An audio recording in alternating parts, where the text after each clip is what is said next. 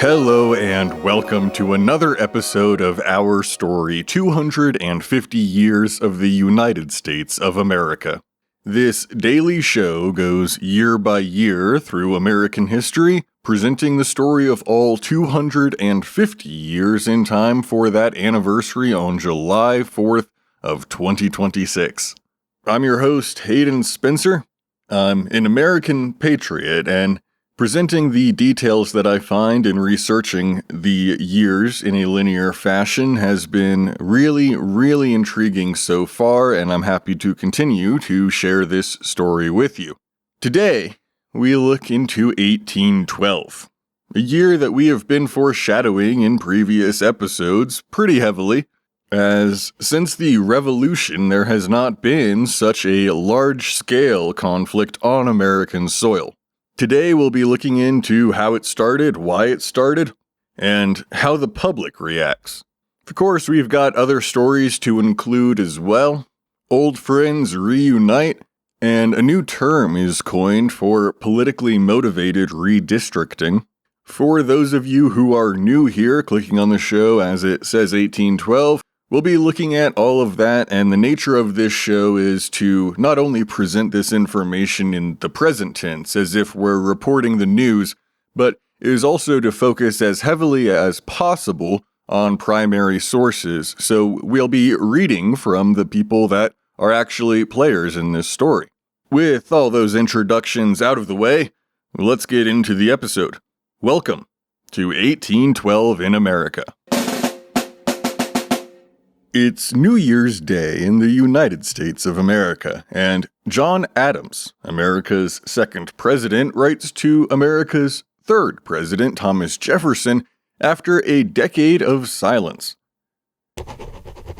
Dear Sir, as you are a friend to American manufacturers under proper restrictions, especially manufacturers of the domestic kind, I take the liberty of sending you by the post a packet containing 2 pieces of homespun, lately produced in this quarter by one who was honored in his youth with some of your attention and much of your kindness.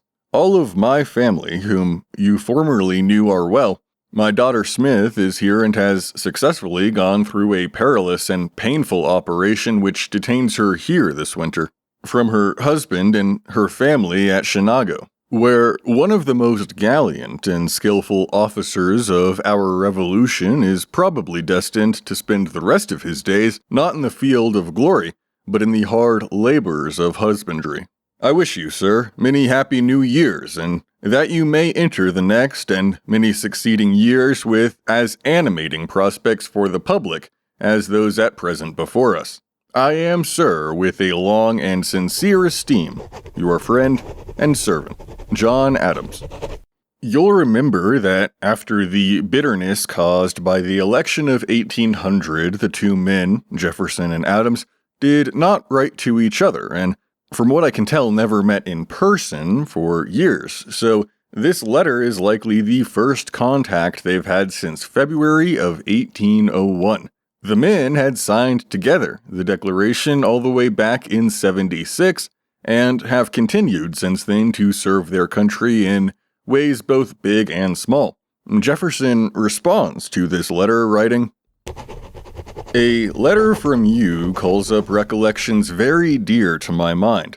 It carries me back to the times when, beset with difficulties and dangers, we were fellow laborers in the same cause, struggling for what is most valuable to man, his right of self-government, laboring always at the same oar, with some wave ever ahead threatening to overwhelm us, and yet passing harmless under our bark, we knew not how. We rode through the storm with heart and hand, and made a happy port. Still, we did not expect to be without rubs and difficulties, and we have had them. Sometimes, indeed, I look back to former occurrences, in remembrance of our old friends and fellow laborers who have fallen before us. Of the signers of the Declaration of Independence, I see now living not more than half a dozen on your side of the Potomac, and on this side, myself alone. You and I have been wonderfully spared, and myself with remarkable health and a considerable activity of body and mind. I walk little, however, a single mile being too much for me, and I live in the midst of my grandchildren, one of whom has lately promoted me to be a great-grandfather. I have heard with pleasure that you also retain good health and a greater power of exercise and walking than I do.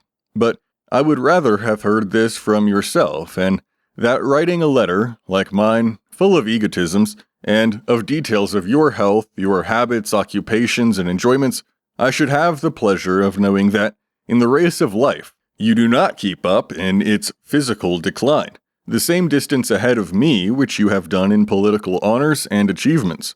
No circumstances have lessened the interest I feel in these particulars respecting yourself. None have suspended for one moment my sincere esteem for you, and I now salute you with unchanged affections and respect. Thomas Jefferson. This initial back and forth is the start of years of correspondence to come, and the tone is always warm and candid, and the public life of both men is largely behind them, so the two are able to share in closeness and fond reminiscence of their revolutionary past. Now, one thing that we've been continually updating on with this show is the advancement of steam-powered technology, and we get another update here on January 10th as the steamboat New Orleans completes her voyage from Pittsburgh to her namesake city and marks the first time a steamboat has completed such a journey. The ship is the first steamboat to operate on the Western waters and further familiarizes the country with seeing these paddle ships on American rivers. The ship, like most successfully operating, is a joint venture of Robert Livingston and Robert Fulton, who currently hold a patent on the design. Now, political winds have shifted over the decades that we've covered, and now Democratic Republicans, often referred to simply as Republicans or Democrats in contemporary documents, are looking to cement their status as the majority party in America. Jefferson's success went a long way to doing just that, and helped his Secretary of State James Madison secure the office in 1808. Federalist ideals, however, are still popular, especially in New England. And with that background, we arrive at a story from Massachusetts, where Republicans are looking to maintain their majority in the state's Congress and thus retain power. An act dividing the Commonwealth into districts passes through Congress in Massachusetts, and on February 11th, the state's current governor and signer of the Declaration, Elbridge Gerry, approves it, though he does say that he finds the act highly disagreeable. The following explanation comes from a broadside printed on March 9th, displaying the newly drawn district lines, and is published by the Boston Gazette. In Worcester, the average federal majority of late years has been about 1,750. In Essex, about 1,100. And by the new division, it is expected, by the Democratic legislators, the Worcester South District will send 2 senators of their party to the next legislature, and that 3 of the same description will be returned from the semicircular, crooked S, concave, or eggshell district in Essex. If such should be the result, these counties, containing an immense federal majority of more than 2,800 electors, would exhibit the strange spectacle of being represented by 4 Federalists and 5 Democrats in the first branch of the legislature.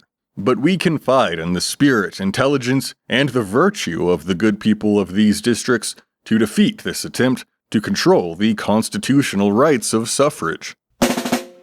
Later in the month, another article about the redistricting is published, in which Essex County is depicted as a monstrous winged creature that is described as resembling a fictional salamander, and beneath the image appears the copy, "The horrid monster of which this drawing is a correct representation appeared in the county of Essex during the last session of the legislature. As this creature has been endangered and brought forth under the sublimest auspices, he proposes a name should be given to it, expresses of its genus, at the same time conveying an elegant and very appropriate compliment to His Excellency the Governor, who is known to be the zealous patron and promoter of whatever is new, astonishing, and erratic, especially of domestic growth and manufacture. For these reasons and other valuable considerations, the doctor has decreed that this monster shall be denominated a gerrymander. Gerrymander is a portmanteau, and Gerry obviously comes from Elbridge Gerry's surname, and mander comes from the description of the salamander. This term becomes so memeified it is still used to this very day to describe politically motivated redistricting. These papers that the Boston Gazette publishes are obviously available on our X today, so go check them out. Now, on to foreign policy. Tensions with Great Britain have been steadily increasing, and trade is America's only real way to exert any semblance of soft power to try and force a change on the British policy of impressment and ship seizure without any armed conflict. You'll remember the British Orders in Council that were issued during Jefferson's term in office and prompted his trade embargo. Well, on the 3rd of April, Madison writes to Jefferson saying, "A late arrival from Great Britain brings dates subsequent to the maturity of the Prince Regent's authority. It appears that Percival and Co. are to retain their places, and that they prefer war with us to a repeal of their orders in council. We have nothing left, therefore, but to make ready for it. As a step to it, an embargo for 60 days was recommended to Congress on Wednesday and agreed to in the House of Representatives by about 70 to 40. The bill was before the Senate yesterday, who adjourned about 4 or 5 o'clock without a decision. Whether this result was produced by the rule which arms a single member with a veto against a decision in 1 day on a bill, or foretells a rejection of the bill, I have not yet heard. The temper of that body is known to be equivocal. Such a measure, even for a limited and short time, is always liable to adverse as well as favorable considerations, and its operation at this moment will add fuel to party discontent and interested clamor. But it is a rational and provident measure, and will be relished by a greater portion of the nation than an omission of it. Whether, if adopted for 60 days, it may beget apprehensions of a protraction, and thence lead to admissible overtures, before the sword is stained with blood, cannot be foreknown with certainty. Postscript. I understand the embargo will pass the Senate today, and possibly with an extension of the period to 75 or 90 days. Madison is correct, and the embargo passes with an extension to 90 days as the country quietly begins preparations for war.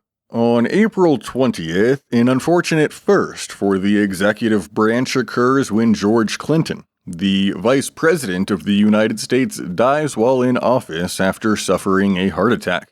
This is the first time since John Adams first took up the role in April of 1789 that the position has been vacant. So, who replaces him? Well, no one, for now. As we mentioned in the 1792 episode, there is a line of succession laid out for the case of the death of the president and even the president and vice president, but no specific mechanism to replace a vacancy of the position of vice president alone. So, the position goes unfilled. The Democratic Republicans soon caucus to determine their selection for the upcoming election, and James Madison is chosen to be the party nominee again, running as a largely successful incumbent, and Elbridge Gerry, who just lost re-election in Massachusetts due to the negative association with the redistricting of the state, is selected to be the party nominee for vice president. It's said that the move is to bring New Englanders on side and strengthen the ticket while the party weighs the possibilities of war.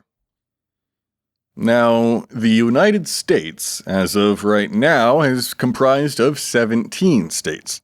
Vermont was the first to be admitted to the Union rather than to gain statehood by simply ratifying the Constitution as the 13 colonies did, and Vermont was followed by Kentucky, then Tennessee, and most recently Ohio in 1803. So Louisiana today becomes the 18th state to join the Union. This April, on the 30th, is a massive win for Southern industry, and the state of Louisiana consists of the Territory of Orleans, as well as the Florida parishes east of the Mississippi River, which has recently been annexed by the U.S., as we discussed across 2 episodes last week.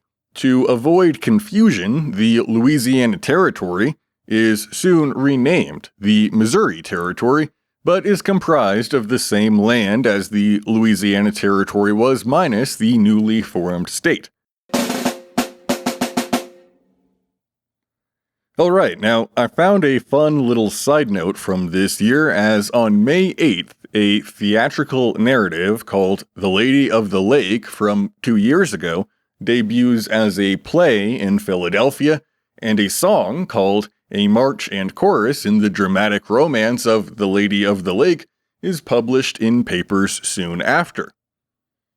It will be some time before this song becomes widely known and culturally significant in any way, but let's see if it rings any bells for you.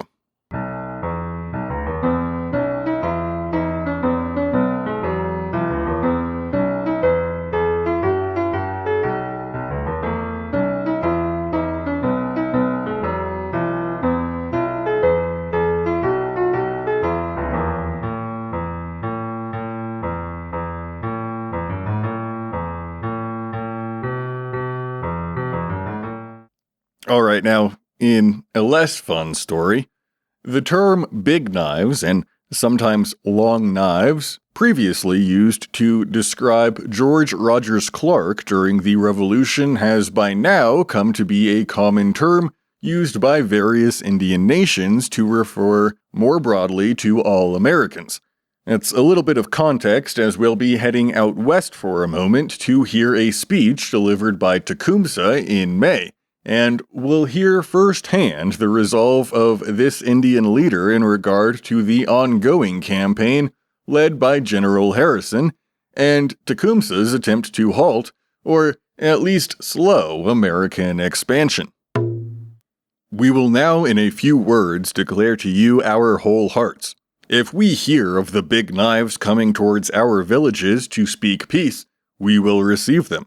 But if we hear any of our people being hurt by them, or if they unprovokedly advance against us in a hostile manner, be assured we will defend ourselves like men.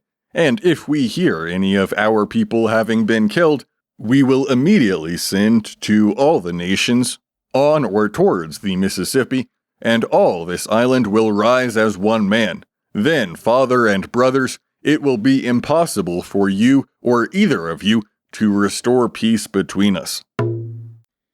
Tecumseh will continue to show up in our story, hence my mentioning him here. But as there's not too much to add for now, let's move to June 1st, where we begin in earnest an event that will overshadow much of this week's stories. It's June 1st, and James Madison delivers a special message to Congress. So we'll hear that now. I'm unsure of how long the address lasted, but it took me about 20 minutes to read, so if you're not interested in hearing the actual address and would like to continue on with our summary of the year's events, go ahead and skip about 20 minutes forward to when you hear the drum. To the Senate and House of Representatives of the United States, I communicate to Congress certain documents being a continuation of those heretofore laid before them on the subject of our affairs with Great Britain, without going back beyond the renewal in 1803 of the war in which Great Britain is engaged, and omitting unrepaired wrongs of inferior magnitude. The conduct of her government presents a series of acts hostile to the United States as an independent and neutral nation. British cruisers have been in the continued practice of violating the American flag on the Great Highway of Nations and of seizing and carrying off persons sailing under it, not in the exercise of a belligerent right founded on the law of nations against an enemy, but of a municipal prerogative over British subjects. British jurisdiction is thus extended to neutral vessels in a situation where no laws can operate but the law of nations and the laws of the country to which the vessels belong. And a self-redress is assumed, which, if British subjects were wrongfully detained and alone concerned, is that substitution of force for a resort to the responsible sovereign which falls within the definition of war. Could the seizure of British subjects in such cases be regarded as within the exercise of a belligerent right,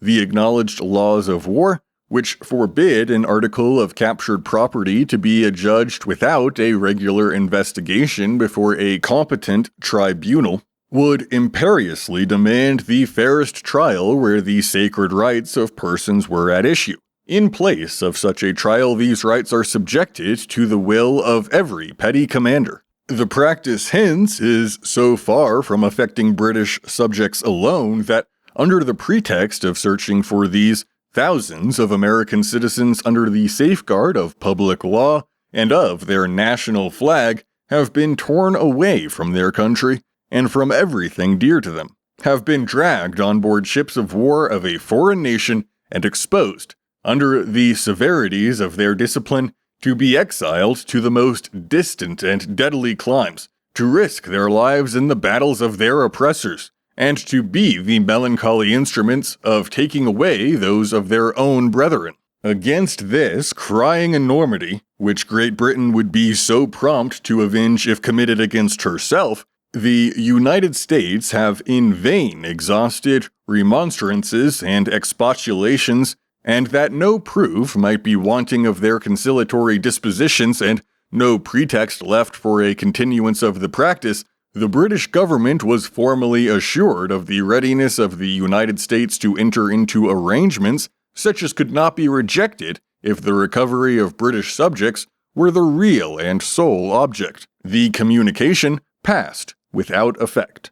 British cruisers have been in the practice also of violating the rights and the peace of our coasts. They hover over and harass our entering and departing commerce. To the most insulting pretensions they have added the most lawless proceedings to our very harbors, and have wantonly spilt American blood within the sanctuary of our territorial jurisdiction. The principles and rules enforced by that nation when a neutral nation, against armed vessels of belligerents hovering near her coasts and disturbing her commerce are well known. When called on, nevertheless, by the United States to punish the greater offenses committed by her own vessels, her government has bestowed on their commanders additional marks of honor and confidence. Under pretended blockades, without the presence of an adequate force and sometimes without the practicability of applying one, our commerce has been plundered in every sea.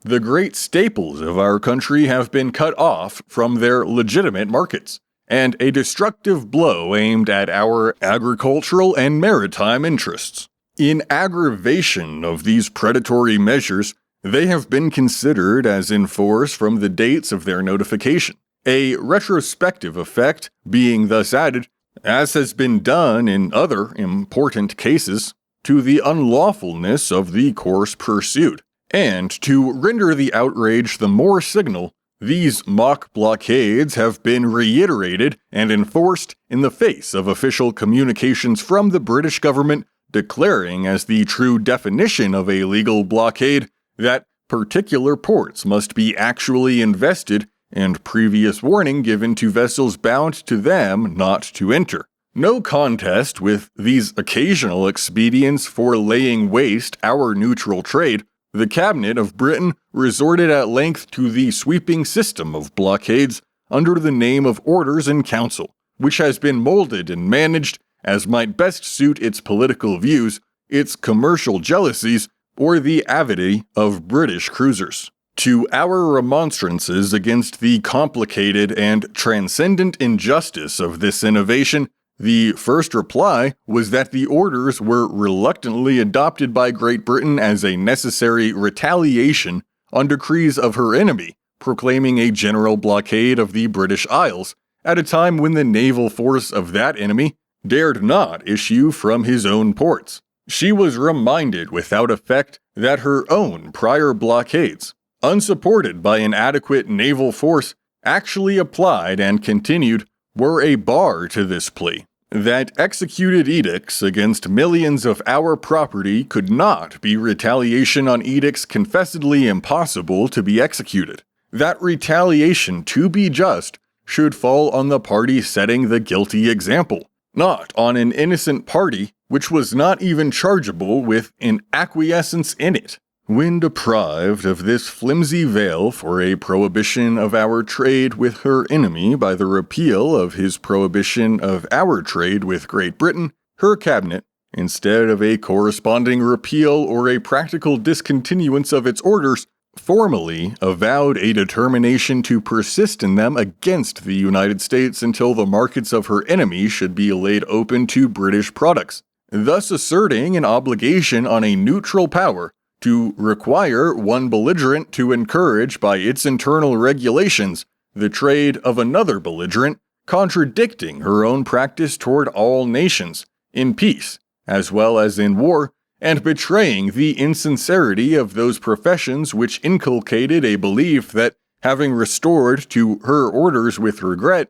she was anxious to find an occasion for putting an end to them. Abandoning still more all respect for the neutral rights of the United States and for its own consistency, the British government now demands, as prerequisites to a repeal of its orders as they relate to the United States, that a formality should be observed in the repeal of the French decrees, nowise necessary to their termination nor exemplified by British usage, and that the French repeal, besides including that portion of the decrees which operates within a territorial jurisdiction, as well as that which operates on the high seas, against the commerce of the United States, should not be a single and special repeal in relation to the United States, but should be extended to whatever other neutral nations unconnected with them may be affected by those decrees. As an additional insult, they are called on for a formal disavowal of conditions and pretensions advanced by the French government for which the United States are so far from having made themselves responsible that, in official explanations which have been published to the world, and in a correspondence of the American minister at London with the British Minister for Foreign Affairs, such a responsibility was explicitly and emphatically disclaimed. It has become, indeed, sufficiently certain that the commerce of the United States is to be sacrificed, not as interfering with the belligerent rights of Great Britain, not as supplying the wants of her enemies which she herself supplies, but as interfering with the monopoly which she covets, her own commerce and navigation. She carries on a war against the lawful commerce of a friend, that she may the better carry on a commerce with the enemy, a commerce polluted by the forgeries and perjuries which are, for the most part, the only passports by which it can succeed. Anxious to make every experiment short of the last resort of injured nations, the United States have withheld from Great Britain, under successive modifications, the benefits of a free intercourse with their market, the loss of which could not but outweigh the profits accruing from her restrictions of our commerce with other nations. And to entitle these experiments to the more favorable consideration, they were so framed as to enable her to place her adversary under the exclusive operation of them. To these appeals her government has been equally inflexible, as if willing to make sacrifices of every sort rather than yield to the claims of justice or renounce the errors of a false pride. Nay, so far were the attempts carried to overcome the attachment of the British cabinet to its unjust edicts, that it received every encouragement within the competency of the executive branch of our government to expect that a repeal of them would be followed by a war between the United States and France, unless the French edicts should also be repealed. Even this communication, although silencing forever the plea of a disposition in the United States to acquiesce in those edicts originally the sole plea for them, received no attention.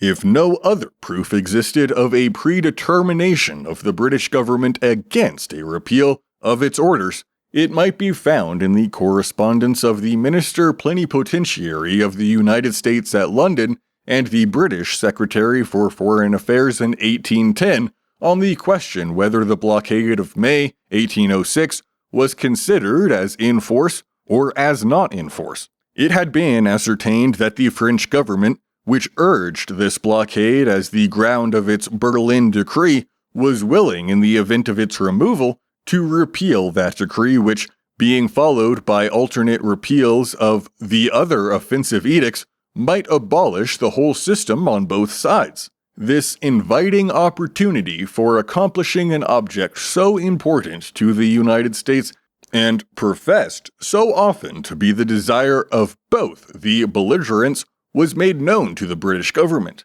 As that government admits that an actual application of an adequate force is necessary to the existence of a legal blockade, and it was notorious that if such a force ever had been applied, its long discontinuance had annulled the blockade in question, there could be no sufficient objection on the part of Great Britain to a formal revocation of it, and no imaginable objection to a declaration of the fact that the blockade did not exist.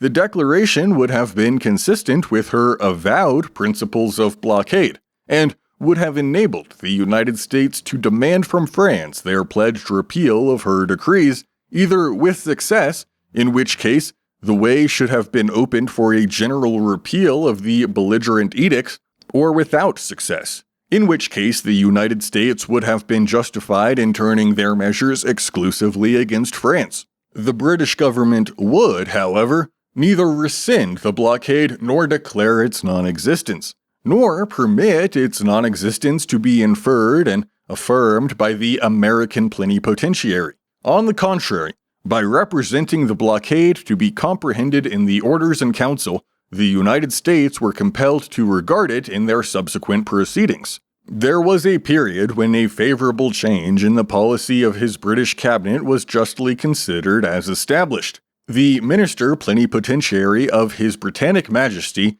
here proposed an adjustment of the differences more immediately endangering the harmony of the two countries. The proposition was accepted with the promptitude and cordiality corresponding with the invariable professions of this government. A foundation appeared to be laid for a sincere and lasting reconciliation. The prospect, however, quickly vanished. The whole proceeding was disavowed by the British government without any explanations which could, at the time, repress the belief that the disavowal proceeded from a spirit of hostility to the commercial rights and prosperity of the United States, and it has since come into proof that at the very moment when the public minister was holding the language of friendship and inspiring confidence in the sincerity of the negotiation with which he was charged, a secret agent of his government was employed in intrigues having for their object a subversion of our government and a dismemberment of our happy union. In reviewing the conduct of Great Britain toward the United States, our attention is necessarily drawn to the warfare just renewed by the savages on one of our extensive frontiers. A warfare which is known to spare neither age nor sex, and is to be distinguished by features peculiarly shocking to humanity. It is difficult to account for the activity and combinations which have some time been developing themselves among tribes in constant intercourse with British traders and garrisons without connecting their hostility with that influence and without recollecting the authenticated examples of such interpositions heretofore furnished by the officers and agents of that government. Such is the spectacle of injuries and indignities which have been heaped on our country, and such the crisis which its unexampled forbearance and conciliatory effects have not been able to avert. It might, at least, have been expected that an enlightened nation, if less urged by moral obligations or invited by friendly dispositions on the part of the United States, would have found its true interest alone a sufficient motive to respect their rights and their tranquility on the high seas. That an enlarged policy would have favored that free and general circulation of commerce in which the British nation is at all times interested, and which in times of war is the best alleviation of its calamities to herself as well as to other belligerents, and, more especially, that the British cabinet would not, for the sake of a precarious and surreptitious intercourse with hostile markets, have persevered in a course of measures which necessarily put at hazard the invaluable market of a great and growing country disposed to cultivate the mutual advances of an active commerce. Other counsels have prevailed. Our moderation and conciliation have had no other effect than to encourage perseverance and to enlarge pretensions.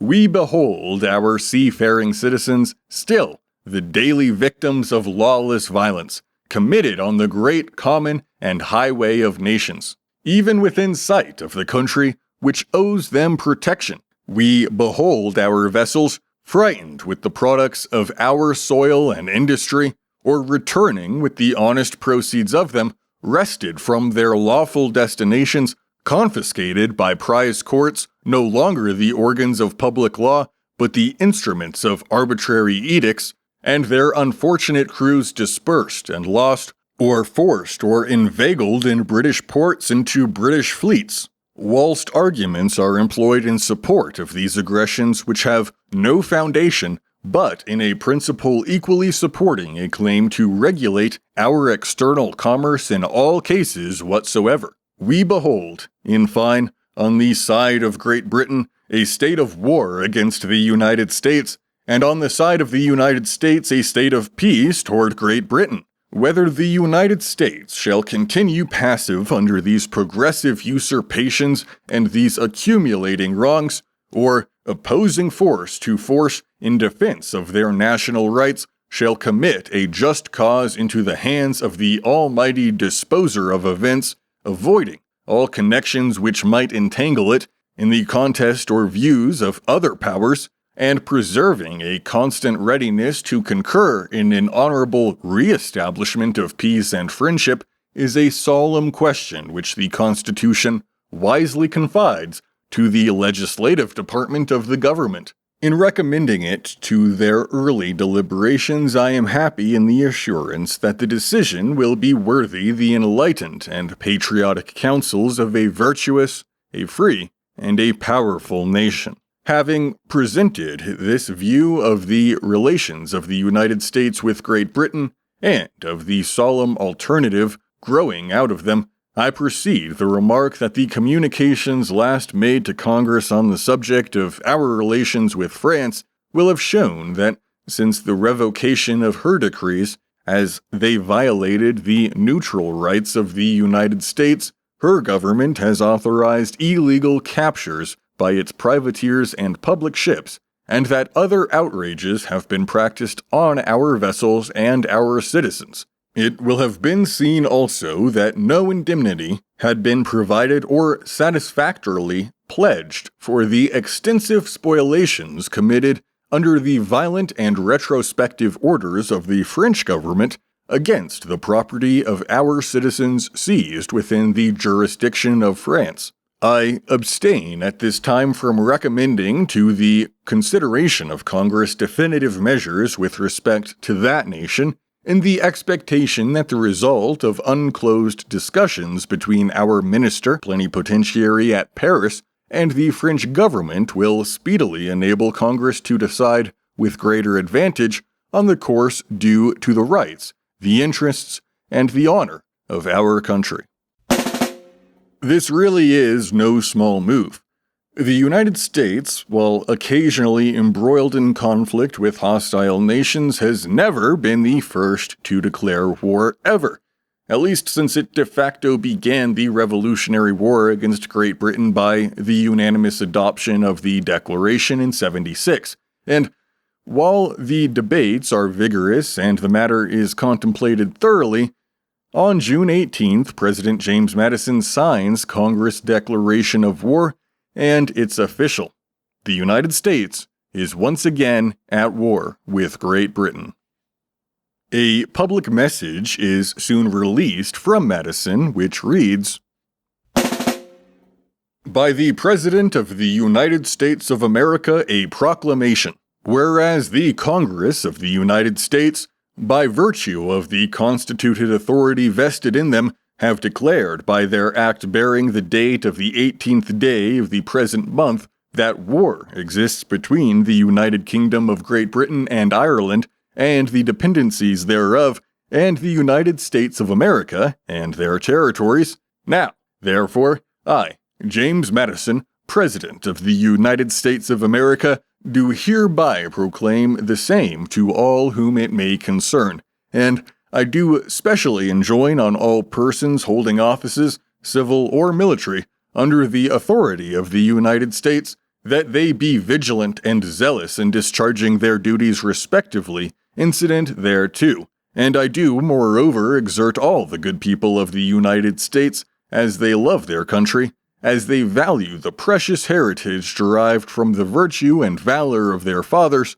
as they feel the wrongs which have forced on them the last resort of injured nations, and as they consult the best means under the blessing of divine providence of abridging its calamities, that they exert themselves in preserving order, in promoting concord, in maintaining the authority and efficacy of the laws, and in supporting and invigorating all the measures which may be adopted by the constituted authorities for obtaining a speedy, a just, and an honorable peace. In testimony whereof I have hereunto set my hand and caused the seal of the United States to be affixed to these presents, done at the city of Washington the 19th day of June, 1812, and of the independence of the United States the 36th, by the President, James Madison, witnessed James Monroe, Secretary of State."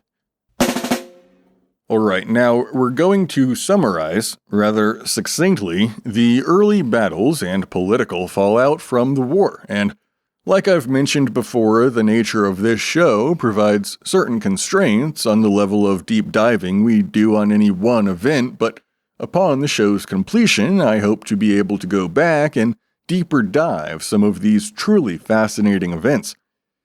Now, news travels quickly across this young republic, and not everyone takes the news well.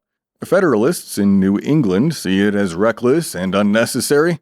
It's denounced as the work of Mr. Madison's war hawks in the South and West, rather than a conflict supported by the whole nation. Federalist newspapers denounce the declaration of war in loud and bitter terms, but criticism proves to be dangerous in some of these heated months. In Baltimore, on June 22nd, a Democratic-Republican mob smashes the printing press of the Federalist newspaper published by Alexander Hanson. Hanson dares to reopen, but the mob returns, and Hanson and his supporters surrender to authorities for protection, but that's not enough either, and he and his allies are dragged from a jail cell, beaten nearly to death, and one is killed. This relatively famous instance of political violence just goes to show how divided the United States is at the very moment that it declares war on the world's most powerful empire, and objections to the war continue at home while Americans begin to prepare for the fighting. Now, one of the bitter ironies of this war is that Great Britain repeals its Orders in Council, which restrict American trade, on June 23rd, before they know that the United States has declared war on them. Messages take weeks, at least, to cross the ocean. For context, news of the declaration doesn't hit London until July 29th, and news of the repeal only reaches Washington around August 12th. That's too late for the first major moves that come in the Northwest. On July 12th, General William Hull, a Revolutionary War vet and governor of the Michigan Territory, leads about 2,000 United States troops across the Detroit River and into Canada. His mission is bold: capture Upper Canada, cut off British power in the region, and secure the frontier against native resistance. Hull's army, however, is ill-prepared, short of supplies, and plagued by militia who are weary of leaving United States soil. The Canadians themselves seem reluctant to rise in support of Britain, yet Hull hesitates despite this opening. As it turns out, the reports of native warriors under Tecumseh and of British reinforcements under Major General Isaac Brock are weighing heavily on him, and he fears that the fragile army could be cut off, and Hull pulls back across the river and retreats to Detroit. This has the other adverse effect of confidence in his leadership beginning to be questioned. Meanwhile, the British make the first move in the Northern Lakes. On July 17th, again, before London even knows that war is declared, Captain Charles Roberts sets sail from St. Joseph Island with British soldiers, Canadian voyagers, and some native allies. They descend on the unsuspecting garrison at Fort Mackinac. Interestingly, the Americans that they go to confront also don't know that war has been declared. Surrounded by an overwhelming force and cut off from support, unaware of what's truly going on, they surrender without firing a shot, and the capture of Fort Mackinac secures Britain a key post in the upper Great Lakes, wins Indian support, and isolates Hull's forces further. The bad luck does not stop there. On August 5th, Major Thomas Van Horn leads 200 militia south from Detroit and is tasked with escorting supply wagons back to the fort. But at Brownstown Creek, Tecumseh and his warriors spring an ambush. The militia scatter in panic, abandon the field, and among the baggage the victor sees is a dispatch from Hull himself, admitting of the shortages of the American forces and his fears for the strength of Detroit. It's the worst possible intelligence leak, and it emboldens both Brock and Tecumseh that Detroit can in fact be taken. Now, momentum is firmly with the British and Indians at this point, and Brock hurries from Niagara and links up with Tecumseh and his Confederacy. The two men forge an alliance of mutual respect, and Brock marvels at Tecumseh's discipline and leadership amongst his Indian ranks. When the Allied force arrives opposite Detroit, Brock uses a tactic we've seen before on the American frontier and parades native warriors again and again past the open ground, making them seem more numerous than they are, and rumors swirl in Hull's camp that thousands are waiting to descend when, in reality, the number is much, much smaller. On August 13th, Brock ferries his troops across the Detroit River and begins bombarding the fort before demanding Hull's surrender. Now, even Hull's officers urge him to fight on, but the aging general, paranoid of an Indian massacre, agrees to lay down arms, and by noon, the entire American force, nearly 2,500 men, march out as prisoners of war. The fort, its artillery, and supplies valued at $200,000 falls into British hands. It is one of the most humiliating defeats in United States history, and one that will lead to the court-martial of General Hull. Now, even in this dark hour, hope comes from the sea. On August 19th, off the coast of Nova Scotia, two ships we've discussed before, the USS Constitution and the HMS Gary Hare, meet in a fast and decisive battle. Captain Isaac Hull, no relation to William Hull, commands the American frigate. In the brutal fight, the Constitution smashes the Guerriere and earns the nickname Old Ironsides when British cannonballs bounce harmlessly off her thick hull or simply stick in the side without doing any real damage.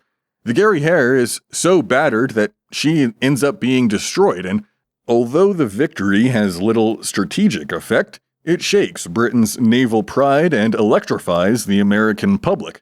After all that humiliation at Detroit, this triumph at sea becomes the rallying cry. All these battles, however, are just a warm-up for the main fight that we must cover today, the Battle of Queenston Heights.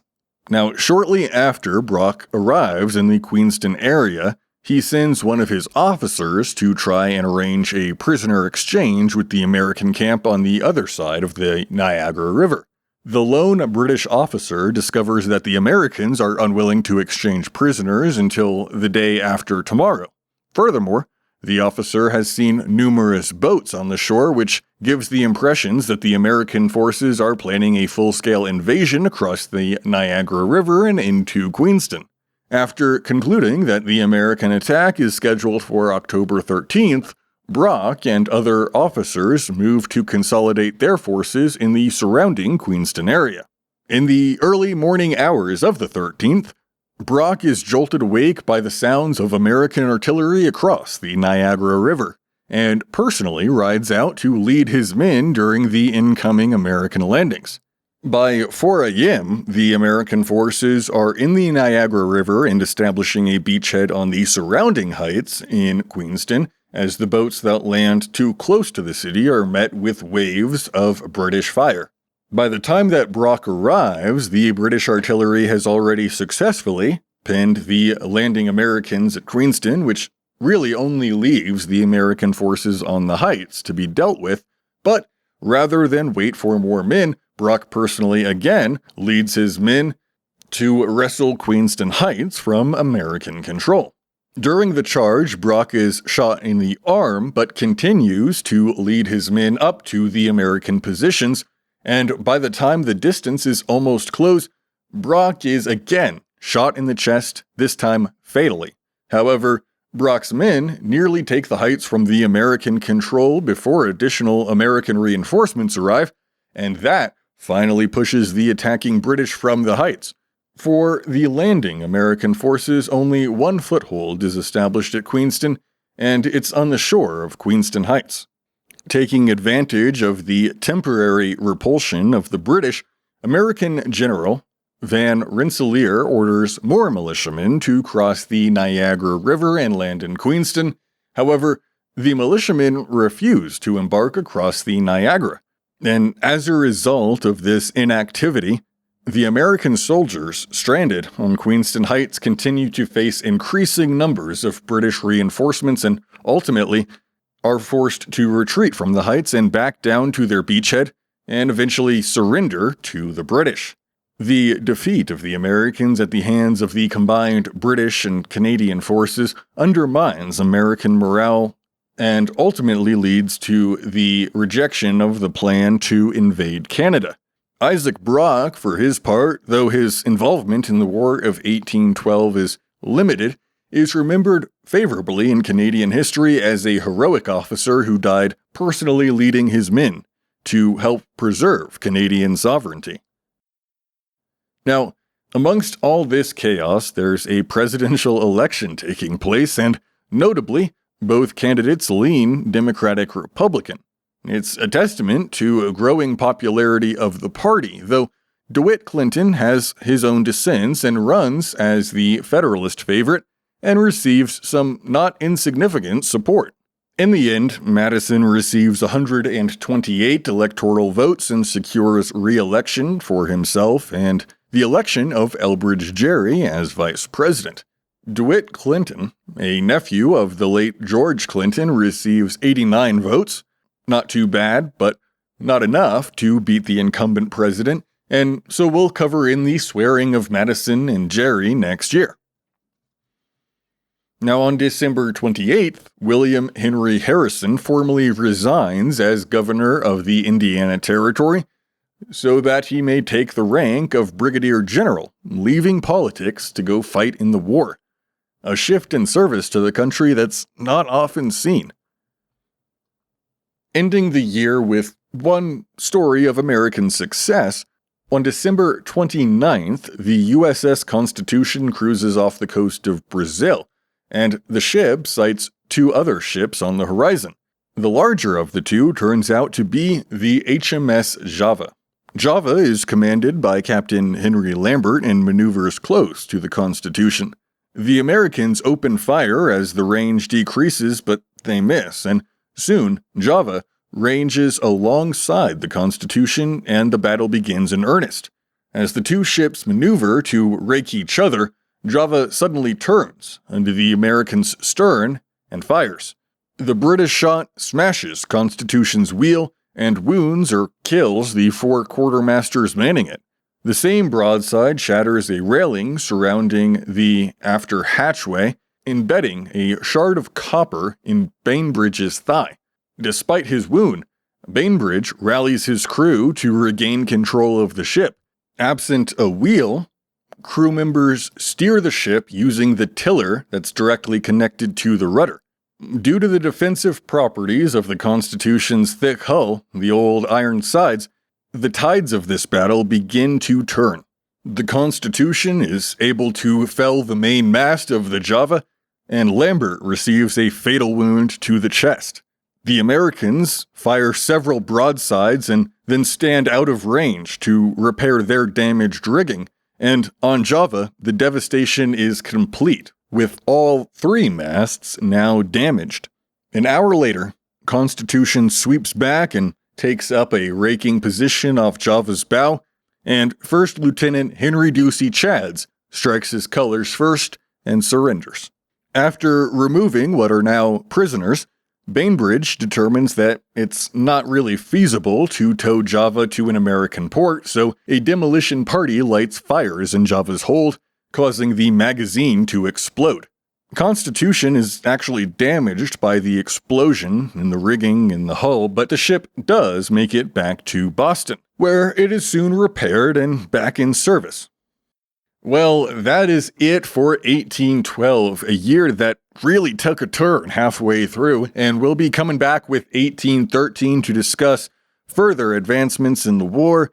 Unlike today's episode, most of 1813 will be spent looking at some of those battles and developments in the war, but we'll be doing so through the lens of those who were present, reading from journals and diaries of American officers and captains.